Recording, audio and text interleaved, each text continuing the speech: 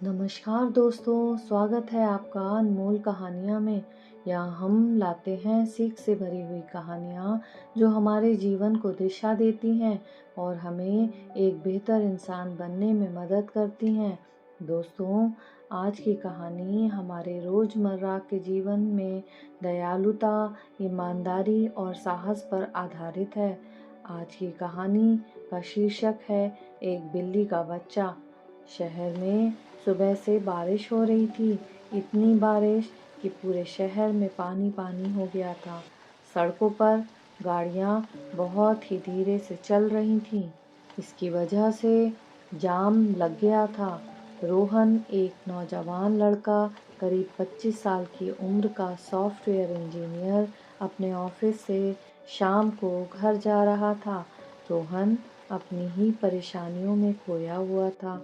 Office का काम, boss की डांट और अब ये जाम। गाड़ी बहुत ही धीरे चल रही थी। तभी उसकी नज़र एक बस स्टॉप पर खड़ी एक 9 से 10 साल की बच्ची पर पड़ती है। बच्ची बड़ी ही बुरी तरह से भीग रही थी, लेकिन वह एक भीगे हुए बिल्ली के बच्चे को अपने शरीर से ढककर बचाने की कोशिश कर रही थी।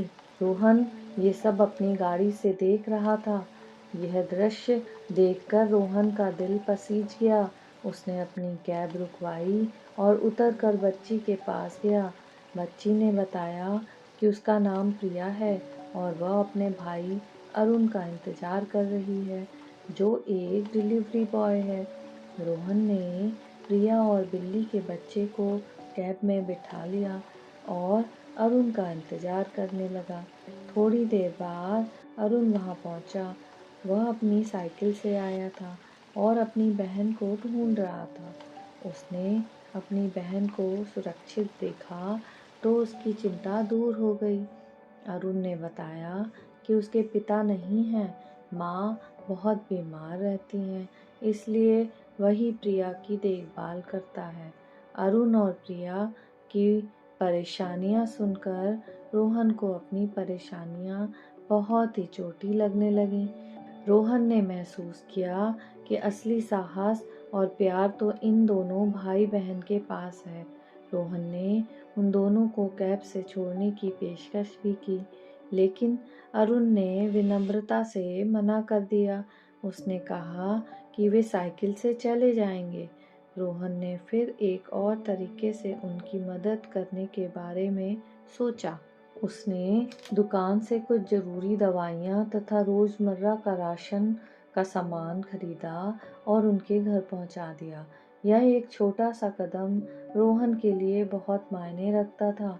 उस दिन रोहन ने सीखा कि दया और साहस बड़े बड़े कर्मों में नहीं, बल्कि छोटी छोटी घटनाओं में छिपे होते हैं, जो हमें बड़ी बड़ी सीख दे जाते हैं। अब बारिश रुक चुकी थी और रोहन का मन भी निराशा के बादलों की जगह संतोष की एक गर्म रोशनी से भर गया था। दोस्तों, कहते हैं जिंदगी के सबक अक्सर सबसे छोटे और अनदेखे पलों में छिपे होते हैं। हमारी आज की कहानी आज यहीं समाप्त होती है। अगर हमारी ये कोशिश पसंद आती है तो इसे लाइक करें और सब्सक्राइब भी करें।